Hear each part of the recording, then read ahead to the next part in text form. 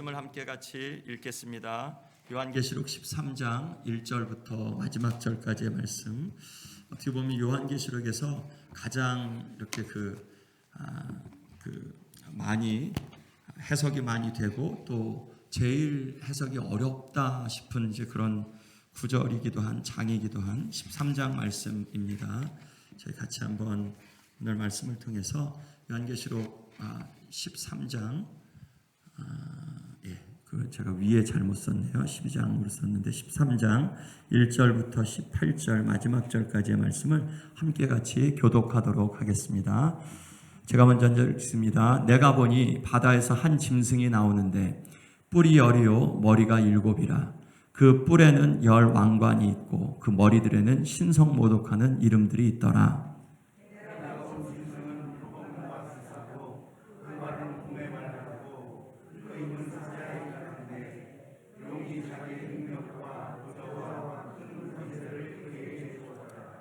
그의 머리 하나가 상하여 죽게 된 것 같더니 그 죽게 되었던 상처가 나음에 온 땅이 놀랍게 여겨 짐승을 따르고 용이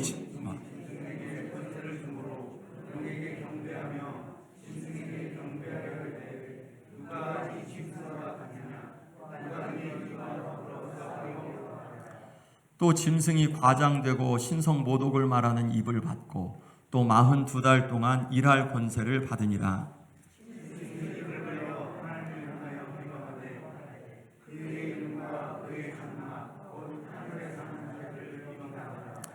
또 권세를 받아 성도들과 싸워 이기게 되고 각 족속과 백성과 방언과 나라를 다스리는 권세를 받으니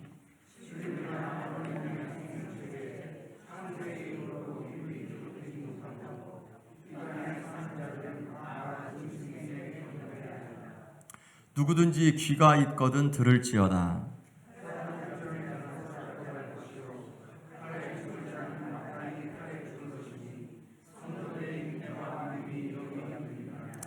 내가 보매 또 다른 짐승이 땅에서 올라오니 어린 양같이 두 뿔이 있고 용처럼 말을 하더라.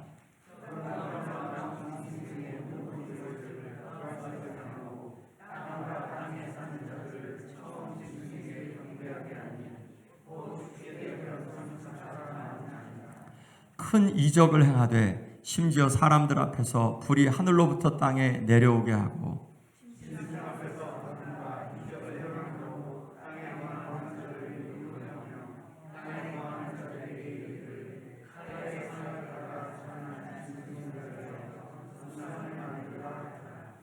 그가 권세를 받아 그 짐승의 우상에게 생기를 주어 그 짐승의 우상으로 말하게 하고 또 짐승의 우상에게 경배하지 아니하는 자는 몇이든지 다 죽이게 하더라.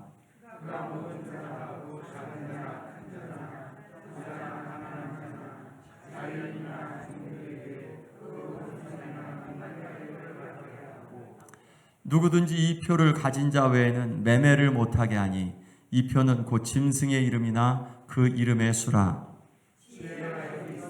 총명한 자는 그 짐승의 수를 세어보라. 그것은 사람의 수니 그의 수는 666이니라. 아멘. 666이 이제 드디어 나왔습니다. 요한계시록 하면 666, 이게 뭐냐? 짐승의 수 가장 많이 이야기되어지는 이제 그런 그 부분이긴 하죠. 이제까지 저희들이 요한계시록 이제 13장까지 왔죠. 반이 넘었죠. 22장까지인데 13장까지 왔습니다. 1장이 서론이었죠. 1장에서 예수님이 누구냐? 예수님의 그 모습에 따라서 이 7교회에게 보내지는 편지의 모습. 예수님이 이 편지를 보내시는데 예수님의 그러한 모습과 나오고 그리고 이 7교회의 그런 이야기가 있고 나서 그 다음에 이 이야기들이 전개되는 거냐? 7교회와 나머지 요한계시록의 내용과의 상관관계가 어떤 거냐? 있다. 그 7교회의 모습이 지금 전투하고 있는 교회잖아요. 싸우고 있는 교회. 그러면 지금 이 11장, 10장, 11장, 12장, 13장, 14장, 15장까지 싸우고 있는 교회거든요. 그러니까 이 7교회와 상관이 있다. 4장, 5장에서 하나님 보좌, 그리고 이제 어린 양 예수, 6장에서 여섯 인을 말하죠. 이제 백마, 흑마, 백마, 정마, 흑마, 그리고 청황색말. 그리고 이제 보좌에서 기도하는 성도의 기도, 그리고 여섯 번째이니 이제 그 하나님께서 이 땅에 그러한 재앙을 내리시는 그런 여러 가지 그러한 땅에, 그래서 땅의 임금들이 막 무서워서 이 진노를 피하라. 그러죠. 7장에서 잠깐 삽입이 있었죠. 14만 4천과 각 나라 백성과 족속과 방언에서 이루 헤아릴 수 없는, 셀 수 없이 많은 사람들이 하나님을 찬양하죠. 두 부류가 같다고 이야기해도 괜찮다 그랬죠. 그리고 이제 8장에 와서는 8장 초반부에서 하나님의 성전에서 이 제단에서 숯불을 가져다가 어떻게 됐죠? 천사들이 땅에 쏟았죠. 그 쏟은 거로 나팔이 나오죠. 그래서 쏟아지는 거로 첫째, 둘째, 셋째, 넷째 나팔, 이 땅에, 그리고 바다에, 강과 물근원에, 그리고 해달별에 쏟죠.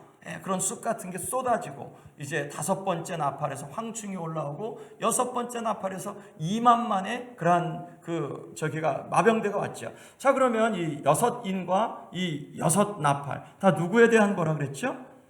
이 세상 땅에 거하는 자들에 대한 거라 그랬잖아요. 그렇죠? 그리고 일곱째 나팔은 우리가 어저께 그 11장 15절에 가서는, 그저께 말씀 거기나 가서는 일곱째 나팔이 오죠. 자, 그러고 나서 이렇게 여섯 나팔까지 간 다음에 그 다음에 10장, 11장, 12장, 13장 요 말씀에서 같은 맥을 같이 합니다. 10장에서는 천사와 작은 책 두루마리를 먹어라, 먹고 이 예언의 말씀, 그리고 그게 요한 교회 공동체에게 주어졌다는 말씀이죠. 이제 입에는 달았는데 그 속에는 쓰렸다, 썼다. 왜 그러냐면 이 말씀대로 살기가 또한 이렇게 증인의 삶을 사는 게 쉽지 않으니까. 11장에서 성전을 측량해서 성소 바깥의 마당은 측량하지 마라. 그래서 42달 동안 이방인에 주어서 밟게 했죠. 짓밟히게 했죠. 그러고 나서 이제 두 증인이 얼마 동안 예언했죠? 1260일 동안 예언하죠. 1260. 이 두 증인은 교회라고 얘기했죠. 두 감람나무, 두 촛대. 교회다. 교회 공동체가 그렇게 말씀을 전하다가 이 세상에 많은 사람들을 하나님께로 말씀을 전하지만 회개는 안 했어도 그래도 그런 가운데서 이들이 죽고 다시 이제 부활해서 하늘로 올라가죠. 그 모습이 11장 가운데 있었고, 교회 공동체에 대한 말씀이죠. 12장 어저께 말씀 여자와 용에 대한 그런 말씀을 하면서 이 여자가 이 구약이기도 하고 구약의 성도들이기도 하고 이제는 교회 공동체이기도 하다. 용이 와서 이 여인이 낳은 아들을 잡아먹으려고 기다렸는데 하나님이 데려가셨죠. 그리고 이 여자와 싸우다가 안 되고 미가엘이 와서 내쫓죠. 하늘에서 내쫓기고, 그 다음에 어저께 말씀에 끝날 때 이 용이 너무 분해서 바닷가에 기다리면서 남은 자손들과 싸우려고 분한 가운데서 있는 모습으로 어저께 끝났죠. 그럼 그것이 어떻게 될까? 13장 말씀에서 우리가 잘 아는 그 짐승들이 나와요. 두 짐승이 나옵니다. 어저께 용이 나왔었죠. 붉은 용.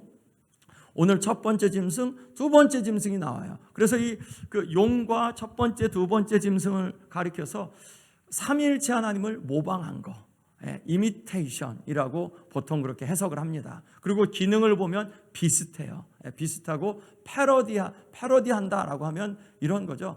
그 사람이 한 거를 일부러 이렇게 모방해서 흉내를 내는지 그런 부분을 패러디한다 그러죠. 그러니까 삼위일체 하나님을 패러디한 게 이제 오늘은 예수 그리스도와 성자 예수님, 성령 하나님을 패러디하는 그런 모습에 두 짐승이 소개가 되고, 그럼 우리가 이런 부분을 해석하면서 우리의 궁금증은 이거예요. 그럼 이렇게 재앙도 많고 나팔도 있고 인도 있고, 그리고 또 공동체가, 교회 공동체가 막 어려움을 당하고 두 증인도 죽고 여자도 막 핍박을 당하고, 오늘 여기 말씀에서 성도도 이 짐승에게 막 싸우다가 지게 되고 이러는데 이렇게 많은 고난이 있을 거냐? 아니면 보통 이제 제가 읽은 어스번이나 이제 그런 베컴, 보컴 이런 분들도 이거는 12장에 11장 12장에 있는 말씀에 확대된 거다. 그 안에 들여다본 거다. 용이 여인을 핍박하는 모습을 더 자세히 들여다보니 13장 말씀이 이렇게 나온다. 그러니까 동일한 사건에 대한 이제 더 자세한 그러한 진술이고, 반복되는 진술이라도 그게 다른 관점에서 혹은 더 깊은 관점에서 본 그런 진술이다라고 그렇게 이야기하는데, 저는 그 부분도 굉장히 동의가 돼요. 왜냐하면 시리즈로 이렇게 많은 이런 핍박이 시대마다 시리즈로 있는 그런 것보다는 어차피 싸움은 용과 이 붉은 용이 성도들을 대항하여서 싸우는 거고, 성도들은 하나님의 도우심을, 하나님의 보호하심을 입어서 그 가운데 나가고 싸우되 우리가 전신갑주를 입고 말씀으로 싸우는 그런 존재죠. 그러니까 그 부분은, 그 모티브는 11장, 12장, 13장이 똑같아요. 똑같이 성도들은 거기에서 그 용과 싸워서, 짐승과 싸워서 죽는데, 그런데 이기는 거, 지는 것 같아도 실질적으로 고난을 통해서 이겨내는 그러한 모습이 11, 12, 13장 똑같거든요. 그래서 이제 그런 부분을 그랜 아스본이나 그 보컴 같은 이런 분들은 이게 그 익스펜션이라는 그런 표현을 써요. 여자와 용과의 싸움을 확대해서 이렇게 보여주는 그러한 장이다라고 이제 그렇게 설명하면, 그러면 우리에게 조금 더 부담이 좀 덜하죠. 자, 1절 말씀부터 한번 쭉 먼저 한번 볼게요. 자, 내가 보니 어디에서 오냐? 바다에서 한 짐승이 온다. 어저께 큰 붉은 용은 하늘에서 떨어졌죠. 그리고 나중에 두 번째 짐승은 땅에서 올라옵니다. 이 첫 번째 짐승은 바다에서 와요. 뿔이 10개다. 그리고 머리가 7, 뿔엔 10 왕관이 있고, 어저께 그 붉은 용도 뿔이 10, 그리고 머리가 7, 뿔에는 그 7 왕관이 있는, 이제 그렇게 조금 비슷한데 거의 유사하죠. 그 머리들에는 신성 모독하는 이름들이 있더라. 하나님에 대해서 반역하는 그런 머리 이름들이 있었다. 가령 이제 시저가, 이제 그 로마 황제가 내가 하나님이다, 나를 경배하라, 이러면 신성 모독이 되는 거죠. 하나님에 대한. 자, 그런 부분. 내가 본 짐승은 표범과 비슷하고 발은 곰의 발 같고 입은 사자의 입 같은데, 자, 요거를 그 다니엘서 7장 여러분들 보시면, 다니엘이 본 환상에서 네 짐승이 나오는데, 첫 번째는 표범과 비슷하고, 두 번째는 곰과 비슷하고, 세 번째는 사자와 비슷하고, 네 번째는 무시무시한데, 자, 이 7장 말씀, 다니엘서 7장 말씀을 보면 비슷한데 라는 그런 생각이 들어요. 그러니까 이 요한계시록 13장 말씀을 해석하면서는 이게 도대체 짐승의 정체가 뭐냐라는 것을 이야기할 때, 이거 나라에 관한 거구나, 통치에 관한 거고, 그리고 하나님을 대적하는, 그리고 요한계시록 13장의 첫 번째 짐승과 그리고 다니엘서 나온 그 네 생물 짐승과 너무 유사하니까 그 요한계시록 13장을 해석할 땐 다니엘서 말씀을, 7장 말씀을 같이 보시는 게 맞습니다. 그냥 간단하게 보더라도 이거 진짜 좀 비슷하구나. 자, 그러면 그 7장을 해석하면서 요한계시록 해석하면 됩니다. 자, 저기한테, 첫 번째 짐승한테 용이 자기의 능력과 보좌와 큰 권세를 그에게 주었다. 우리 하나님도 예수님에게 이런 권세를 주셨잖아요. 그 땅에 모든 권세를. 용이 자기의 능력과 보좌와 큰 권세를 주었다. 이 용은 이런 권세를 어디서 받았죠? 하나님께로부터 받았었죠. 다음 거 넘겨줄게요. 넘겨주시면 되겠습니다. 잠깐만요. 자, 3절에서 그의 머리 하나가 상하여 죽게 된 것 같으니 죽게 되었던 상처가 나았다. 죽었는데 나았어요. 예수님도 일찍 죽임을 당한 것 같았죠. 그런데 살아계시죠. 그런 것처럼 일찍 이렇게 상하여 죽게 되었는데 나았어요. 그리고 온 땅이 그걸 놀랍게 여겨서 짐승을 막 다 따라요. 그러니까 죽었다고 그랬는데 살아났어요. 예수님도 죽으셨는데 부활하셨잖아요. 그러니까 이 첫 번째 짐승은 예수님을 패러디하는 모습들이 계속해서 나와요. 용이 짐승에게 권세를 주므로 용에게 경배하며 짐승에게 경배하여 이르되 누가 이 짐승과 같으냐. 그러니까 이 온 땅이 놀랍게 여기고 짐승을 따르고 짐승에게 경배한다. 그리고 5절 말씀에서 짐승이 과장되고 신성모독을 말하는 입을 받고 또 42달 동안 일할 권세를 받았다. 누구에게 받았냐? 용이 준 거냐? 하나님께 준 거냐?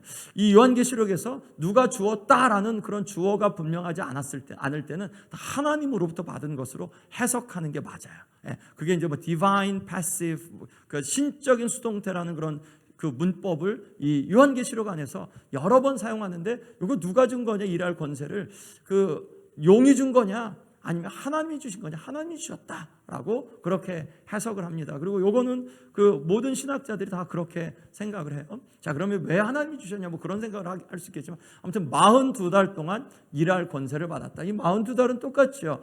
그 42달 동안 그 성전을 밟는 권세, 그리고 또 이 1260일 동안 예언하는 것, 그리고 1260일 동안 광야로 피신하고 있죠. 그 여인이 여기에서 또 42달 동안 일할 권세. 그러니까 이게 같은 거 아니냐. 이 42달 동안 성전 그 바깥을 밟는 것, 그리고 1260일 동안 이 그 두 증인이 예언하는 것, 1260일 동안 광야로 피신한 것, 42달 동안 이 짐승이 일하는 것, 다 같은 시기가 아니냐라고 이제 아까 그래서 이게 조금 확장되어서 보는 이제 그런 관점이 맞지 않냐라고 하는 주된 그런 이유 중에 하나가 요 부분이죠. 5절 말씀이죠. 자, 짐승이 입을 벌려 하나님을 향하여 비방합니다. 그의 이름 그의 장막 곧 하늘에 사는 자들을 비방하더라. 짐승이 하나님의 이름을 비방하고 하나님의 장막에 사는 자들, 하나님의 장막 즉 이 그 요한계시록에서 하나님의 나라, 이거는 성도가 하나님의 나라죠. 하나님이 성도들을 나라 삼으셨으니까 성도들을 비방하다. 즉 교회 공동체를 비방했다. 권세를 받아 성도들과 싸워 이기게 되고, 짐승이 성도들과 싸워 이기죠. 짐승이 두 증인을 잡아서 이기죠. 그리고 또 이방인들이 성소에 들어와서 성소 바깥들을 밟죠. 42달 동안. 그리고 이 용이 여인을 죽이려고, 이제 여인한 아들을 죽이려고 하는 그런 저기가 있죠. 여기에서 용이 이겨요. 이렇게 보면 성도가 이긴다 그랬는데 왜 성도에게 재앙이 없다 그랬는데, 이런 나팔 재앙 그리고 인재앙은 성도에게 끼치는 게 아닌데, 그런데 짐승은 성도와 싸워 이긴다. 하나님께서 그런 저기를 주셨다. 그런데 그 이김이 궁극적인 이김이냐? 잠시뿐이다. 얼마 동안? 42달 동안 이라는 제한된 그런 것. 그리고 이겼는데 이게 진짜 이긴 거냐? 어저께 말씀에서 성도가 이겼죠. 성도가 이긴 것을 하늘에서 찬양하잖아요. 그런데 뭐로 이겼죠? 주의 증거와 그리고 어린 양의 피로서 이겼었잖아요. 그러니까 예수 그리스도를 믿는 자들은 비록 지금 이 땅에서 그러한 짐승에게 고난을 받고 핍박을 받아도, 진 것 같아도 하나님 안에서 그리스도를 붙잡는 자들은 이긴 거다. 마치 서머나교회나 빌라델비아 교회를 예수님이 칭찬하셨던 것처럼 지금도 예수 그리스도를 붙잡고 있는 자들을 하나님께서는 이긴 자로 간주해 주신다는 거죠. 자, 그래서 그렇고요. 8절 말씀에 죽임을 당한 어린 양이 굉장히 중요한 말씀이죠. 생명책의 창세 이후로 이름이 기록되지 못하고 이 땅에 사는 자들은 다 그 짐승에게 경배한다. 누가 짐승을 경배할 거냐? 죽임을 당한 어린 양의 생명책에 기록되지 못한 자들. 그러면서 이 땅에 사는 자들. 이 땅에 살면서 예수님을 믿지 않는 자들은 다 짐승에게 경배하게 될 거다라고 말씀하죠. 자, 누구든지 귀가 있거든 들을지어다. 즉 경고하는 말씀이죠. 잘 주의해라는 말씀이죠. 10절 말씀에서 사로잡힐 자는 사로잡혀갈 거고 칼에 죽을 자는 마땅히 칼에 죽을 거다. 그러니까 성도들은 인내와 믿음을 지켜야 된다는 말씀이죠. 성도가 인내하지 않고 성도가 믿지 않고, 믿는다는 건 그냥 나 믿습니다 그 고백이 아니라 믿음에 따른 행동이 있다는 거죠. 이 인내와 믿음이 있지 않으면 그러면 이런 가운데서 짐승에게 경배할 거라는 거죠. 왜냐하면 이 어린 양의 피가 없으니까. 예수 그리스도를 땅에 살면서 예수님을 믿지 않는 그러한 사람은 짐승에게 경배할 거다. 11절에서 또 다른 짐승이 올라와요. 두 번째 짐승입니다. 용이 있었죠. 붉은 용. 그리고 오늘 13장에서 첫 번째 짐승, 이제 두 번째 짐승. 첫 번째 짐승은 예수님을 패러디한 거라 그랬죠. 그럼 이 다른 짐승은 성령님을 패러디합니다. 한번 보죠. 땅에서 올라오죠. 어린 양같이 두 뿔이 있고 용처럼 말을 하더라. 어린 양은 순결한 것 같은데, 근데 용처럼 말을 하니까 이게 가장하고 있는 거죠. 마음에 있는 용의 마음을 바깥에 있는 양으로 가장하고 있는 그런 모습이죠. 그가 먼저 나온 짐승의 모든 권세를 그 앞에서 행하고, 즉 그 첫 번째 짐승의 권세를 행하고, 땅과 땅에 사는 사람들, 그런 자들을 처음 짐승에게 경배하게 하니, 성령 하나님의 역할도 예수 그리스도를 믿게 하는 것, 예수 그리스도의 진리를 가르치는 것, 그리스도의 말씀을 우리에게 생각나게 하는 것이잖아요. 예수님이 하나님이 보내신 분이다. 그리고 예수님이 하나님이 보내신 그러한 구원자이시니 예수님을 믿어라라는 게 성령 하나님이 우리 가운데 역사하신 그러한 능력이라면, 그러면 이 두 번째 짐승도 마찬가지로 첫 번째 짐승을 바라보라 라고 하는 그런 메시지를 갖던 거죠. 첫 번째 짐승은 죽게 되었던 상처가 나은 자다. 일찍 죽임을 당한 것 같은데 다시 일어난 예수님을 보여주는 그런 그 부분이죠. 이적을 행하죠. 사람들 앞에서 심지어. 그리고 짐승 앞에서 받은 바 이적을 행하죠. 그리고 그런 가운데 이 첫 번째 짐승을 위하여 우상을 만들라 라고까지 당시의 황제 숭배에 대한 그런 부분들을 이야기하는 것이라고 해석하고요. 자, 그가 권세를 받아 짐승의 우상에게 생계를 주기도 하고 짐승의 우상으로 말하기도 하고 대단하죠. 짐승의 우상에게 경배하지 않는 자는 몇이든지 다 죽이게 하더라.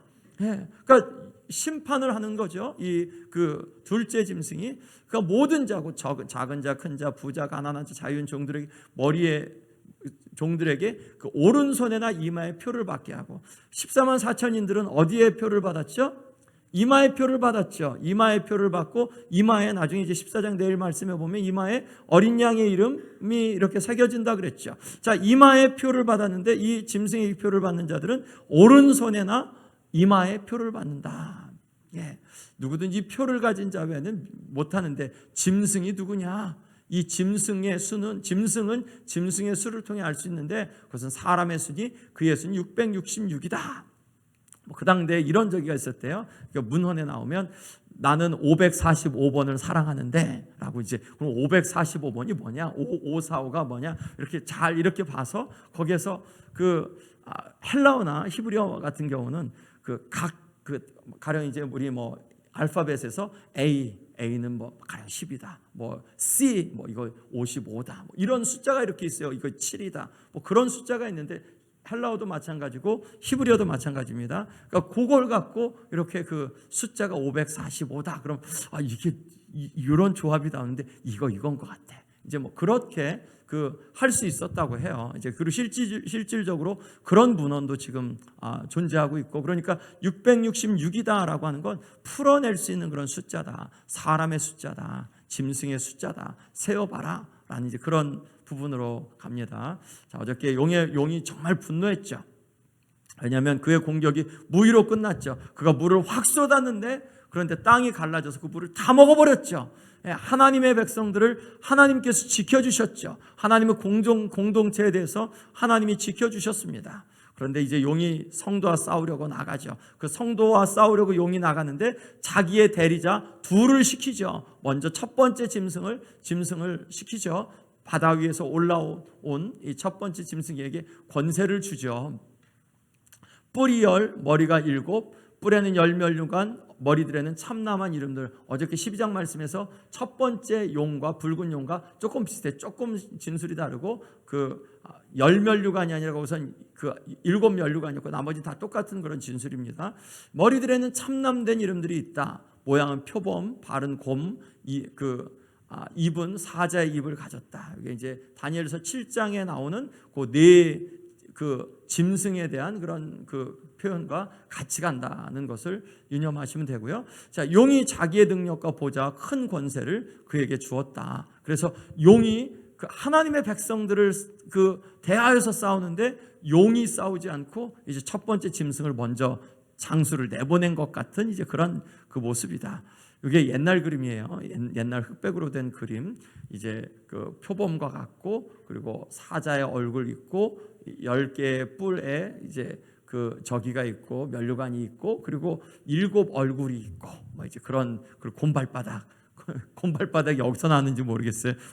곰발바닥이 곰발바닥을 갖고 있는 또 다른 그림. 이제 바다에서 나오고 있는 표범과 같고 사자의 얼굴을 갖고 있고 7 머리 그리고 또 7뿔, 10뿔, 10면류관 이제 그거 있고요. 요 그림도 있고 요 그림이 제일 조금 그래도 그럴싸한 그림 같은 이제 그렇게 보였습니다. 첫 번째 짐승의 능력이 어떠냐? 희한한 일이 생겼다. 머리 하나가 칼에 상하여서 죽게 되었는데 즉 7머리가 있고 7개가 있는데 그런데 하나가 칼에 상하여 죽게 되었다. 그런데 이 상처가 낫게 된다.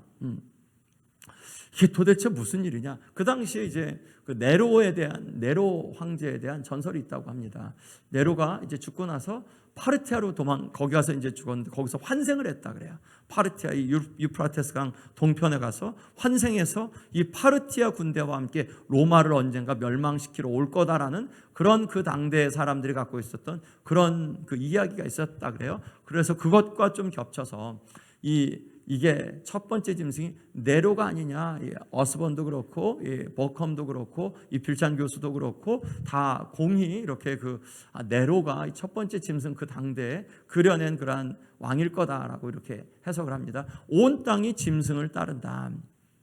용과 짐승의 관계, 용이 짐승에게 권세를 주고 사람들이 용과 짐승에게 경배하며 왜 경배하냐면 희한한 일이 일어났으니까, 죽었는데 살아났으니까. 우리가 이 세상에선 기적이 일어나면 거기에선 뭐가 있는 것처럼 기적이 있는 곳을 막 향하여 가잖아요.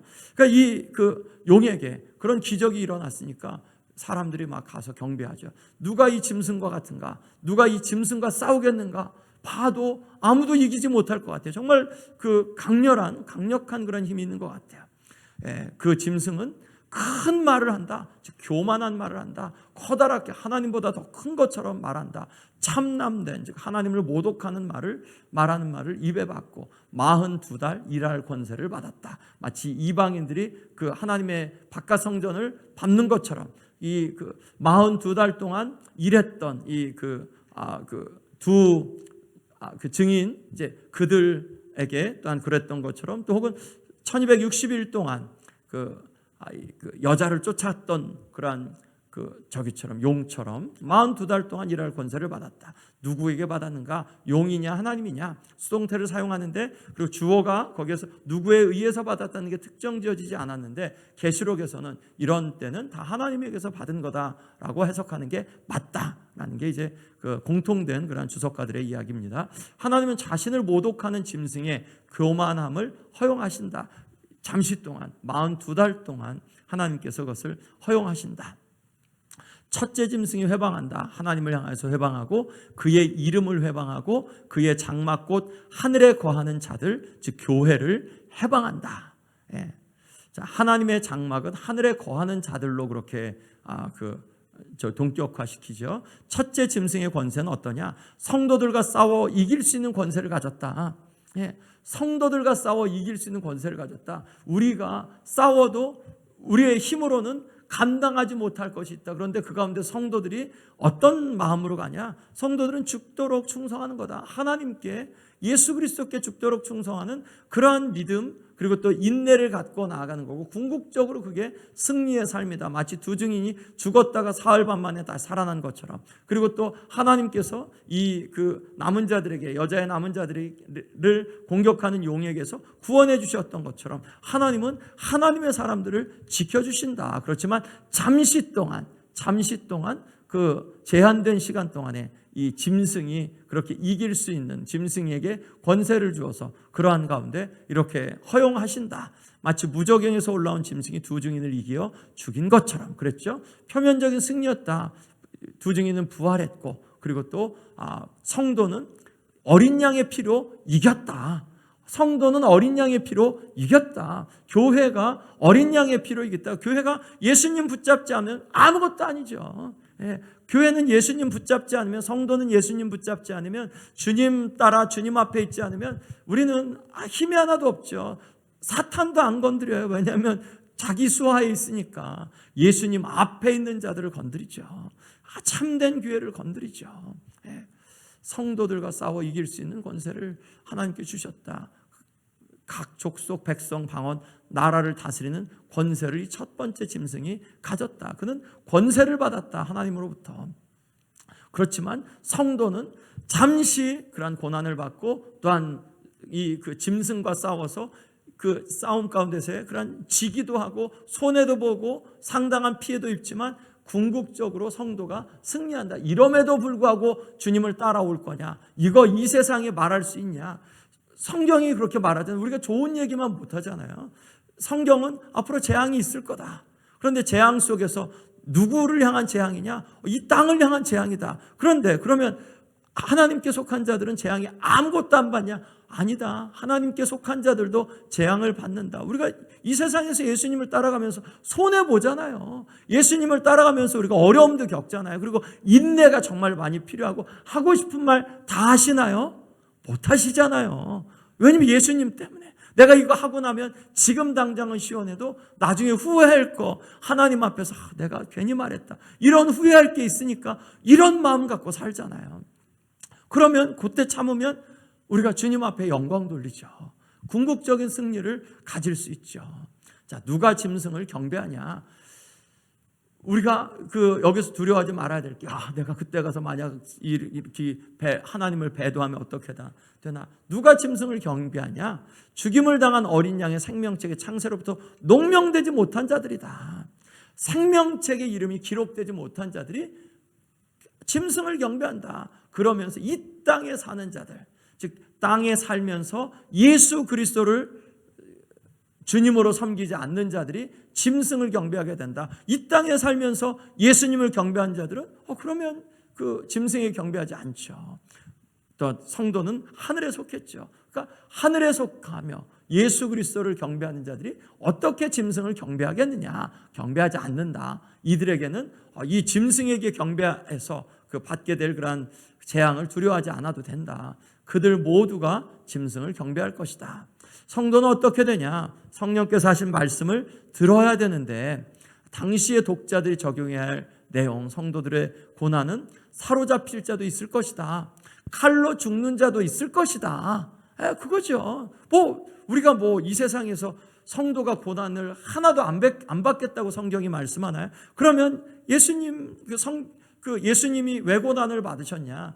예수님과 같이 가려면 사로잡히기도 하고 칼로 죽기도 하고 사도 바울처럼 감옥에 갇히기도 하고 또한 손해도 보기도 하고 그렇기도 하겠죠. 그런데 오히려 그것을 받으면서 기뻐하는 자들이 예수 그리스도 안에서 그리스도를 믿는 자들이죠. 그렇죠. 의를 위하여 고난을 핍박을 받는 자가 복이 있다고 말씀하셨잖아요. 이 성도들은 의를 위하여서 고난을 받고 핍박을 받는 거죠. 이 속에서 성도들의 인내와 믿음이 보여진다. 아멘. 만약 우리가 나는 이렇게 고난 없이 받을 것 같았는데 고난 있다 그러면 나 잠깐 다시 생각해 봐야겠는데, 예수님 믿는 거 물러야겠는데, 물르면 그 앞에 있는 6인 그 재앙 다 받고 6 나팔 재앙 다 받아요. 예수 그리스도 믿는 게 오히려 우리에게 주신 축복의 길이거든요. 그런데 성도들이 예수님을 믿는다라고 할 때는 인내와 믿음이 없이 어떻게, 우리가 40일하는 거 인내 훈련이잖아요. 여러분 인내 훈련하고 계시죠? 지금 훈련하고 계시잖아요. 하루하루 나오는 게 40일 동안 매일 나오는 게 쉬운가요? 근데 매일매일 주님 앞에 나와서 주님 앞에 나아갈 때 우리의 마음이 더 단련되어지고 주님 앞에 더 깊어지길 원하고, 주님 더한 일이 있을 때 주님 바라보고 믿음으로 살아가는 그 삶을 살아내기 원합니다. 우리가 그런 인내와 믿음의 훈련을 지금 하고 있는 거죠. 성도니까 하죠. 성도니까. 아멘. 아멘. 자, 그렇다면 누가 첫째 짐승이냐? 당신 통치 세력이었던 로마 제국의 황제였을 것이다. 다니엘 7장에서 그 단초를 제공한다. 그 네 짐승들은 누구냐? 바벨론, 메데, 바사, 헬라를 의미했다. 그러면 여기에서도 마찬가지로 당대 로마 제국을 의미하는 것이 아니냐? 그 당시에 정치 세력, 특별히 특정지어서 아까 이야기했던 네로 황제였을 거다라고 이제 아주 주요한 그랜트 아스본이나 혹은 버컴이나 이런 분들이 다 이렇게 이야기할 때는 그럼 굉장히 개연성이 있다라고 우리가 좀 봐야 되겠죠. 물론 이제 그거는 이분들의 논리적인 이성적인 그런 해석이죠. 우리가 그 부분에선 또 다른 그러한 여지들은 두긴 둬야 되는데, 이분들의 그러한 결론적인 그렇게 결론 내리게 된 주요한 부분은 이 다니엘서 7장 말씀, 그리고 전체적인 그러한 문맥을 볼 때 네로 황제였을 거다라고 이야기를 합니다. 자, 둘째 짐승을 보면 땅에서 올라온다. 새끼양같이 두 뿔이 있다. 그리고 용처럼 말한다. 자, 둘째 짐승은 어떤 사역을 하냐? 첫째 짐승의 모든 권세를 그 앞에서 행한다. 첫째 짐승과 같은 권세가 있죠. 땅과 땅에 거하는 자들로 첫째 짐승에게 경배하게 한다. 큰 이적을 행하는데 심지어 사람들 앞에서 불이 하늘로부터 땅에 내려오게 하고 땅에 거하는 자들을 미혹하고 짐승을 위하여 우상을 만들라고 한다.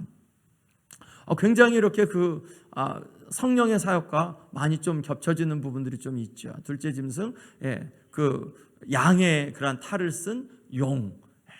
자, 그리고 양인데 뒤에 이렇게 저쪽에 교회 모습 이제 돔 같은 게 있고 뒤에 뭐가 이렇게 있죠. 보통 이걸 그래서 그 당시에 로마 황제를 섬기도록 하는 그 이방 신의 종교 사제들이라고 이렇게 둘째 짐승을 해석합니다. 자, 사단의 삼위일체, 용과 두 짐승, 용, 붉은 용, 그리고 이제 바다에서 올라오는 첫째 짐승, 저쪽 뒤에서 둘째 짐승, 그리고 요한계시록 16장 13절 말씀에서도 개구리의 영, 이 세 영을 이야기하면서 용, 그리고 이 짐승, 두 번째 짐승, 요한계시록 16장 13절 말씀에서도 이 부분에 대해서 그 말을 해요. 개구리 이야기하면서 거짓에 대한 그런 거짓 삼위일체의 말씀을 이야기합니다. 자, 둘째 짐승의 권세는 뭐냐? 권세를 받아 짐승의 우상에게 생기를 준다. 짐승의 우상으로 말하게 하고 짐승의 우상이 경배하지 않는 자는 다 죽여버린다. 모든 자들로 그 오른손에나 이마에 표를 받게 한다. 뭐 역사적으로 스포컴퓨터나 크레딧 카드, 베리치 뭐 여러 가지 그런 그 부분들에 대한 이야기를 하죠. 이 표가 이 표 받아야 되냐? 이거 하면 그 표를 받는 거래라고 이제 그런 이야기를 하는데, 이 당대의 그러한 부분은 그렇지 않았다. 이 표를 가진 자 외에는 매매를 못하게 하고 짐승의 이름이나 그 이름이 숫자다. 짐승의 수는 한 사람의 수로 666이다. 7777이 완전 666이 그 불완전한 수, 뭐 그렇게도 이야기하죠. 그렇다면 누가 짐승이냐? 누가 둘째 짐승이냐? 둘째 짐승의 수가 666이니까 666은 어떤 사람이다. 이제 그 짐승이다. 뭐냐 도대체? 당시 로마의 황제 숭배를 주도한 역할로 이교적 제사장의 직분과 연관이 된다. 니골라당 발람의 교훈, 뭐 이제 그 앞에 7교회에서 나왔던 그런 이단들 있죠. 그런 것이 아니냐. 사람의 수다, 짐승의 수, 7머리를 가진, 나중에 이제 그 바벨론에 대한 그런 저기를 묘사하죠. 로마에 대한 표현이었습니다. 저 짐승의 수, 7머리를 가졌다는 게 7봉우리가 로마에 있었다는 거죠. 이름의 수였다. 자, 그래서 이게 도대체 무슨 수냐? 게마추야라는 이제 그런 방식이 있어요. 그래서 아까 이야기했던 대로 헬라어나 히브리어 같은 경우는 각자의 그러한 알파벳에 숫자가 있다. 그래서 이 네론, 카이사르 해서 네온에 해당하는 거를 음역해서 히브리어로 해보면 쭉쭉쭉쭉 해보면 그걸 다 더해보면 이게 666이 나오게 된다라고 이제.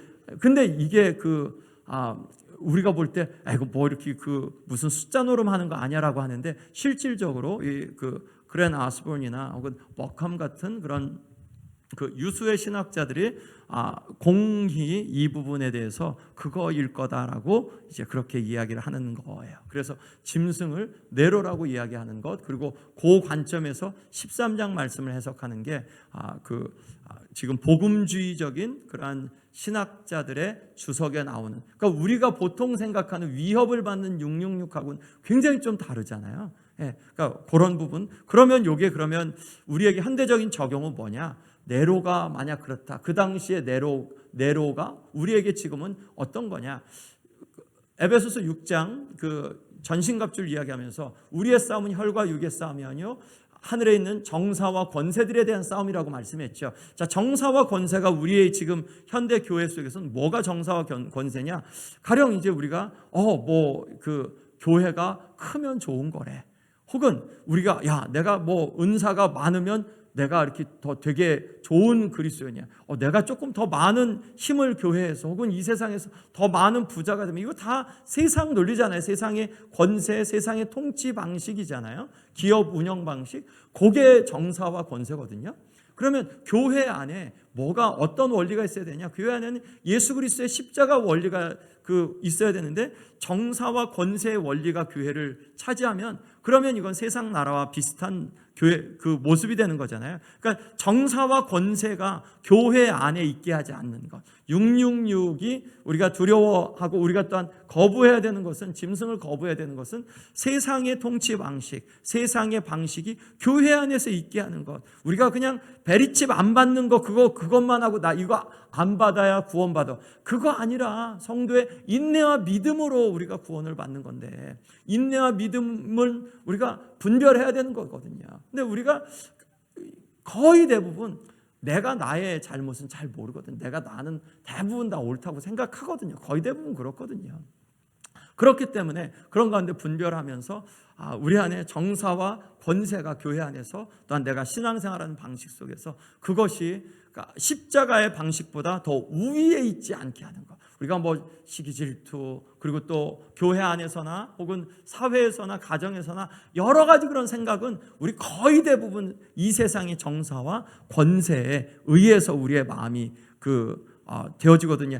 아니라고 이야기하지 마세요. 제가 대충 여러분들의 이야기들 알거든요. 그리고 교회 이야기들 제가 대충 알거든요. 우리의 대부분의 그러한 되어지는 방식들은 생각의 방식, 교회 운영의 방식도 정사와 권세에 의해서 되어지고 있어요. 그러면 짐승의 수, 우리가 이것을 두려워하는데 그런 가운데서 우리가 분별해야 될 거는 그러니까 하나님 안에서 깨어 있어야 돼요.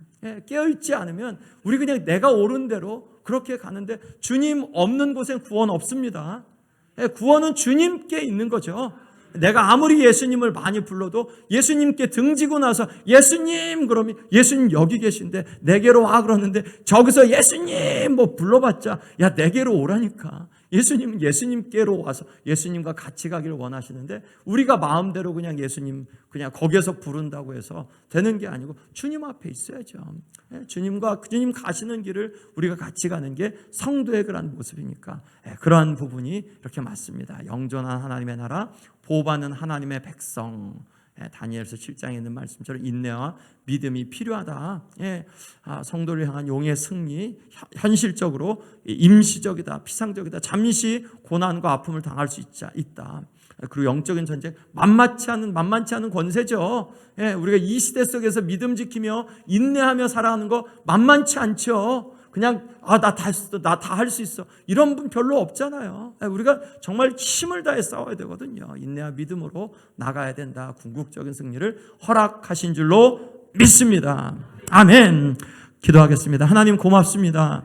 우리에게 아버지 영적인 싸움을 싸워야 될 것, 성도가 이 세상에서 예수 그리스도와 더불어 전쟁하는 그러한 존재인 것을 말씀을 통해 주셨고, 아버지 마귀가 우는 사자와 같이 두루다니며 삼킬 자를 찾는 것도 말씀해 주셨고, 그렇지만 우리가 예수 그리스도를 붙잡고 인내와 믿음을 갖고 이 땅을 살아가면 주님 우리에게 또한 승리자 예수님과 같이 승리를 누리게 하실 것을 믿고 감사합니다. 하나님 성령이 교회에게 하신 말씀을 듣게 하시고 우리의 마음 또한 정신 차리게 하여 주시고, 정사와 권세가 아닌 이 세상의 통치 방식이 아닌 십자가의 방식으로 힘있게 서게 주님 분별하게 하여 주옵소서.